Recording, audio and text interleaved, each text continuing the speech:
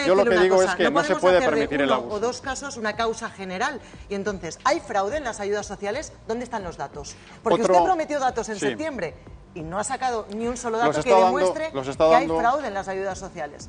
Algunos quieren ver en esta petición de firmas, en esta recogida que usted propone, un cierto carácter racista, porque le hemos escuchado declaraciones sobre los magrebíes, sobre los argelinos. Ha puesto usted el foco sobre ellos como los receptores de esas ayudas fraudulentas.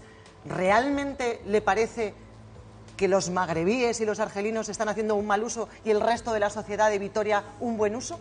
Mira, hay un ¿Se dato, puede separar a las dato... personas por raza, por sexo? Empezamos ahora con los inmigrantes y luego le quitamos las ayudas a las mujeres embarazadas con 2 hijos, a los gays, no sé. Pero bueno, ¿qué cosa es esa? Nadie, No lo nadie sé, ha propuesto a mí ya me parece raro también lo suyo. Los vitorianos no somos racistas. En un medio de comunicación... Nadie está diciendo que los vitorianos sean racistas. Escuche este dato y podrá entender por qué lo digo, porque muchas veces escucho a personas que hablan desde fuera de Vitoria y no conocen esto.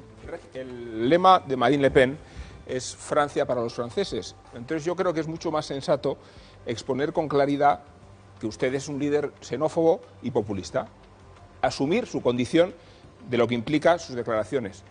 Y le pregunto qué es más representativo en Vitoria y en Alcalá de Henares y en Almería.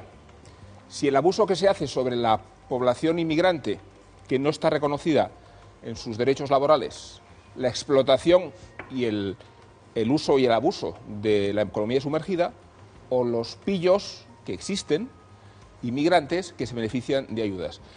Está compareciendo la ministra de Sanidad y lo hace cuando no debería hacerlo, porque tendría que haber dimitido cuando decidió no facilitar asistencia médica a los inmigrantes. Primero, porque debemos asistir al que necesita ayuda, y después porque ese es un vehículo de transmisión de enfermedades contagiosas muy grave. Le hago estas reflexiones para que usted se defina con claridad, y creo que es más sensato decir Vitoria para los vitorianos en esa identificación que usted mismo ha creado. Los vitorianos pensamos, o sea, usted habla en nombre absoluto del pueblo. Enhorabuena, esto se llama populismo y esto se llama xenofobia. ¿Se da cuenta que si un administrador, alguien encargado de la gestión de las cosas ciudadanas, dice que se produce fraude y que hay una mala utilización de un servicio, en realidad lo que está demostrando es su incapacidad para controlar ese servicio? Es decir, que la responsabilidad es del que no es capaz de detectar dónde se producen los fraudes, que no es tanto responsabilidad, como usted quiere hacer, de los receptores de las ayudas, sino de usted como administración, que no es capaz de controlar ese fraude y de purgarlo.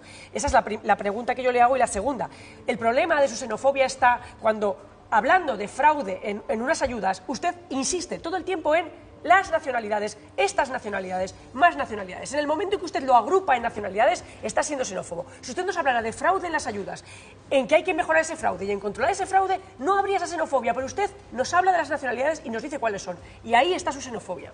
La Constitución recoge las iniciativas legislativas populares como algo que tenemos acceso los ciudadanos para expresar nuestra...